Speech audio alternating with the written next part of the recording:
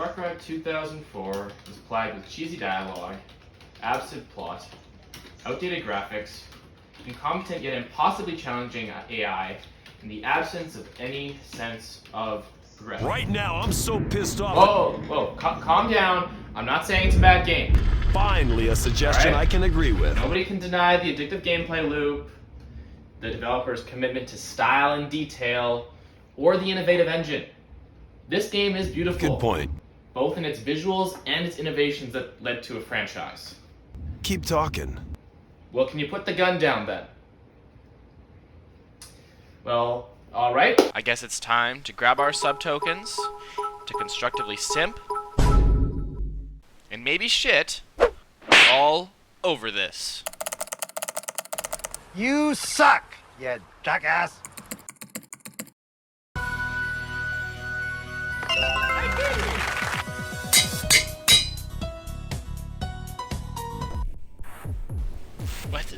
What the fuck am I looking at? Is this supposed to be comprehensible? Already, I am reminded this game came out before I could wipe my own ass. I still don't know what's happening. It's like they're trying to be mysterious and artistic, but the technology doesn't let it be anything but confused visual noise. I've got a gun pointed at your head. Okay. I'll try to be more constructive. We are then introduced to our orange cowboy. Now take careful note of this scene, class. Only if you pay close attention can you feel the immeasurable impact of the Orange Man's death. 4 hours later, when you've completely forgotten who Orange Man's shirt is, or Orange Shirt Man. So you're the fan.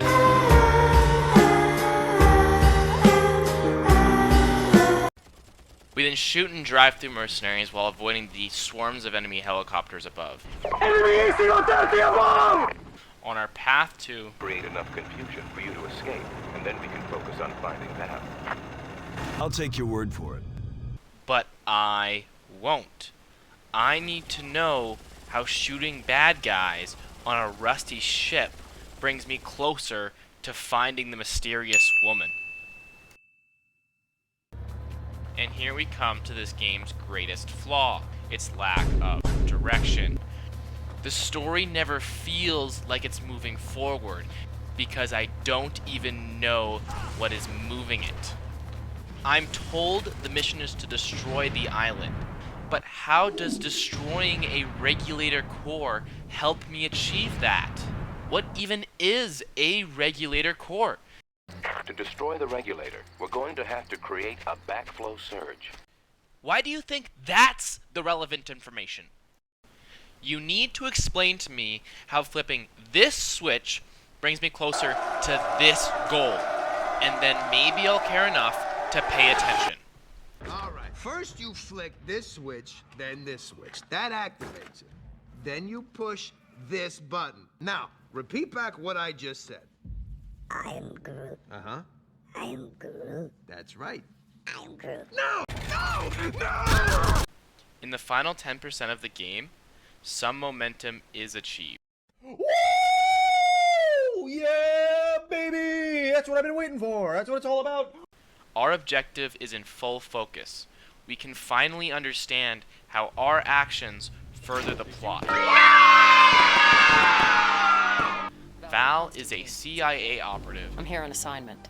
who needs our help in nuking the island to stop the mad scientist Krieger from taking over the world with his scary monkey monsters.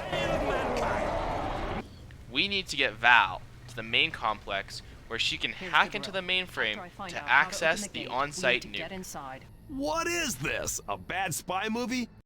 Yep, and it gets better. Much better. Doyle, my armor's turning green. Infecting Val and Jack with the mutagen was fantastic at creating stakes with urgency. I don't know why they weren't infected at the beginning. Their symptoms could have gone unbeknownst at first. Where's our money? But later could have become an integral part of the game, all while that sense of urgency remained. Using your strength, Mr. Morgan. So we traveled to Mustafar and plot twist. Doyle. You know, Doyle. The guy on the telephone? Doyle! Yeah, that guy. And the thing that he told us to stick in our necks? It wasn't a vaccine. It wasn't an antidote. It was actually the mutagen! Got him! We weren't sick until we stuck the random needles in our necks. I'd love to see how they take the news, but I've got a super mutagen to sell. So after we kill Doyle, we stick good random needles in necks. End island. Go boom. End credits. The villain's motivations are pretty cartoonish.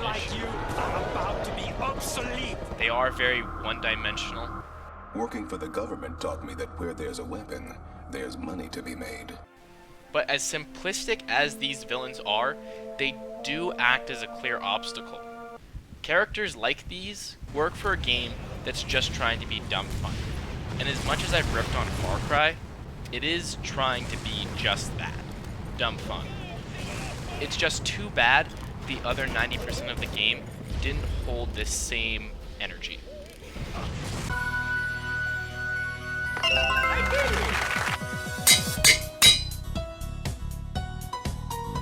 Despite its awful narrative, They need you to take out the main compound. Destroy the regulator core. Increase pressure to They need you to take out the main compound. I should be able to hack their security grid. That complex is where they stored a bunch of old tech. despite its non-existent narrative, Far Cry 2004 never fails its commitment to detail, to build a unique atmosphere and style.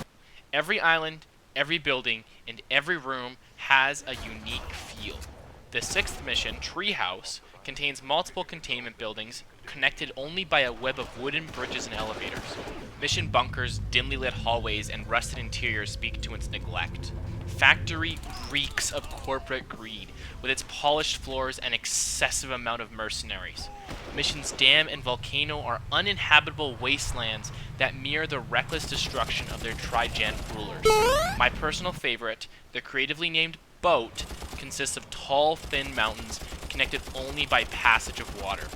Snipers and extremely accurate RPGs aim at you from afar, never letting you feel safe. But the world is not complete without its people. Individual mercenaries are given more life and personality than the central characters, with long and intimate conversations that can be overheard when playing with stealth. No, man, I'm on this new diet. It's all meat, you see? They say it makes the body process more of the carbs and burn more fat. I heard to use trigens as meat. Yep. I don't know what I'm more scared of. Trigens or nerds with guns. Maybe your best course would be to tread lightly. Because this world isn't yours. It belongs to the discount mercs, then to the monkey demons, and now the Riot Shield squads and WWE cyborgs. Whoa! What the heck is that? Before encountered in game, these enemies are revealed in matrix bubbles, blueprints, and operating tables. These unique introductions to enemy types are extremely effective at building fear and anticipation when compared to the classic.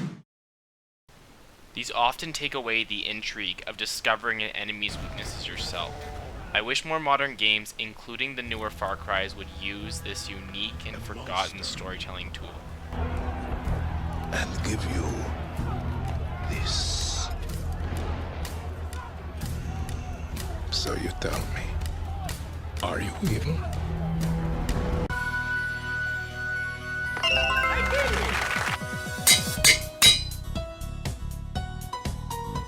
This is pretty neat. I started off with a pistol, and that was okay, but now that I got this M4 thing, and it's quite a bit better. Well, it's P90 though. Ooh, this thing can deal some serious damage. And guys, this is getting to be a bit much, and I've been carrying this sniper rifle for like 20 minutes, and I haven't found any ammo. Like, should I get rid of it? Should I drop it? Or oh. An LMG, that solves my ammo problem. And the game's over. Oh, okay. Just reflecting here now.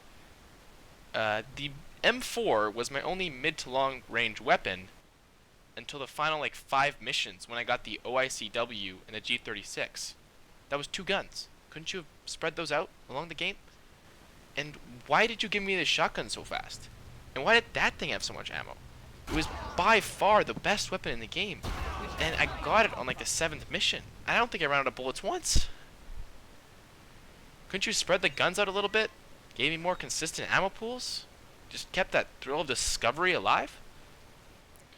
OG Far Cry succeeds at making every weapon unique, but it fails miserably in providing players with a sense of progression. Finding what shooty-shoot things best suit your playstyle is very difficult when so many shooty-shoot things are thrown at you at once. And why does this have to be so hard? Let's just be thankful Ubisoft Montreal recognized these shortfalls, later adapting to more refined systems that still fit the identity of the series. Unlimited space for all the shooty-shoot and things, but limited spots for immediate access. Breath of the Wild takes a different approach to newer Far Cry's by limiting weapon capacity similar to the series original, the game we're reviewing right now. However, Breath of the Wild sorts weapons as melee, bow, or shield, gives the weapon a class within its respective group, and it assigns a number indicating its damage. So while Breath of the Wild provides players with the information necessary to customize their kit, Far Cry makes players scared to pick up new weapons after they use the machete. A player's fear is then combined with them not knowing when they can go back on their poor choice. Include just 4 slots, and you're in for one hell of a frustrating experience. I was stuck with you for so long. God!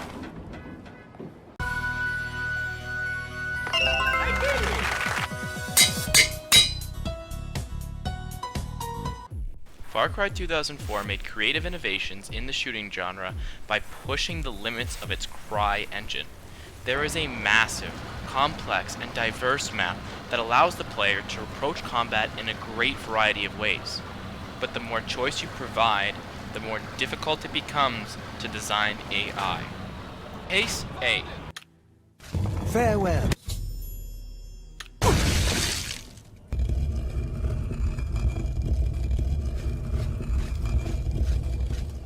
May you rest in peace. Oblivion! Case B. Throwing flashbang. Use the Force, Luke. Your eyes can deceive you. Don't trust them. Use the Force, Luke.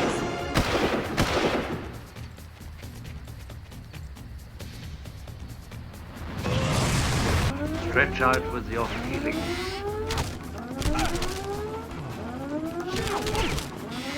Case C.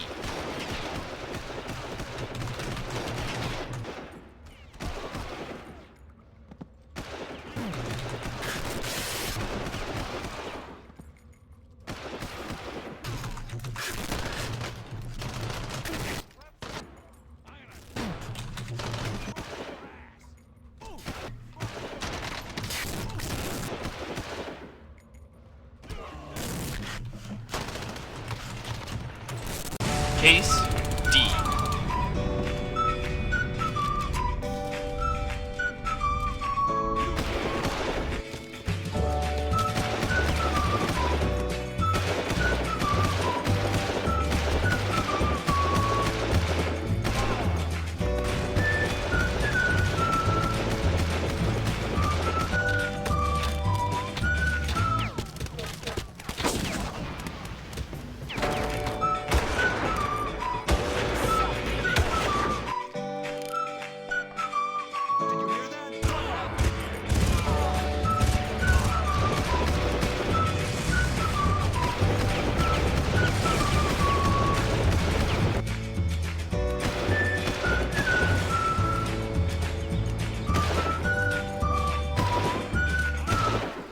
Tasmanian tridents clip on walls easier than they lose their temper.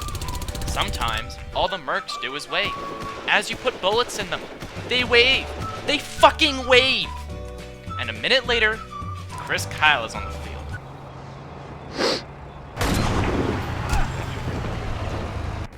Although other solo-player FPS games contain a similar inconsistency in when their AI is accurate and when it is not, they benefit from a far more modern healing system. In COD campaigns, Train go boom. Fallout, or any other Far Cry, healing is far more frequent. So when you do take damage, it's not a lengthy disadvantage. When Chris Kyle takes your armor in Far Cry 2004, you don't know when you're gonna find your next vest. It could be 30 seconds, it could be 10 minutes. And this random chance of success, determined by the unavoidable inconsistency of AI, is infuriating, and is quite possibly the worst aspect of this game.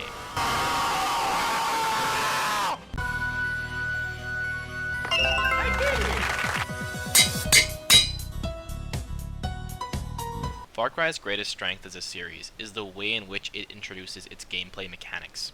Never, rarely, are mechanics gimmicks or forced. Crouching, using this best MP5, and Bravo 6. Going dog. all contribute to an effective stealth playstyle. You can't drive while on the turret, but are much more accurate and have a better range of motion. The thermal vision goggles have a limited battery life, but they allow you to see enemies through the thick jungle, in the dark, when they have Harry Potter's blanket, and when they're at extreme distances.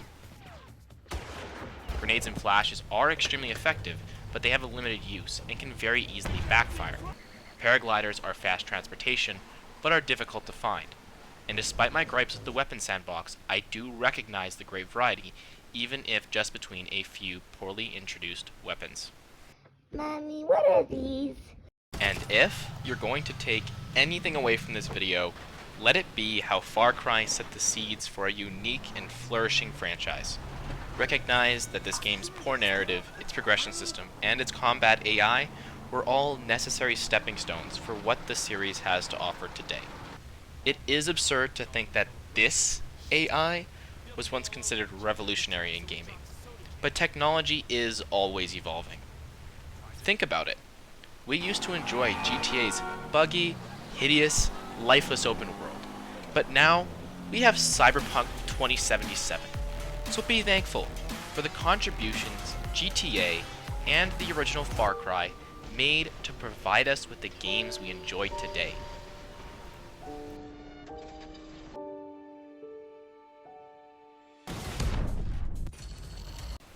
I do like this game, but more as a product of its time than as an enjoyable experience. If you are a Far Cry fanatic, I would check it out, but play it on the easiest difficulty. I did my first playthrough on realistic, and I don't recommend it in the slightest. All of the game's worst qualities come to the forefront on its higher difficulties, costing you far more time than is necessary or desirable to complete the game. And that is why Far Cry 2004 is beautifully flawed. Acceptable, Jack? Stupid. Alright, never mind. Forget everything I just said. It's a perfect game. Well, that's all we got today for you today, folks. That's the review. Mission accomplished. If you made it this far, I really hope you enjoyed. And of course, if you did, I'd really appreciate it if you hit that like button and you subscribe for more content coming your way soon. Reviewing a game this old probably isn't algorithm friendly, and neither is starting a channel, so, I need all the help I can get. And if I got anything wrong, of course, I'd love if you let me know in the comments below. I'm probably read them all and maybe even respond to probably most. And that's about all the simping I'm going to do for today. Peace.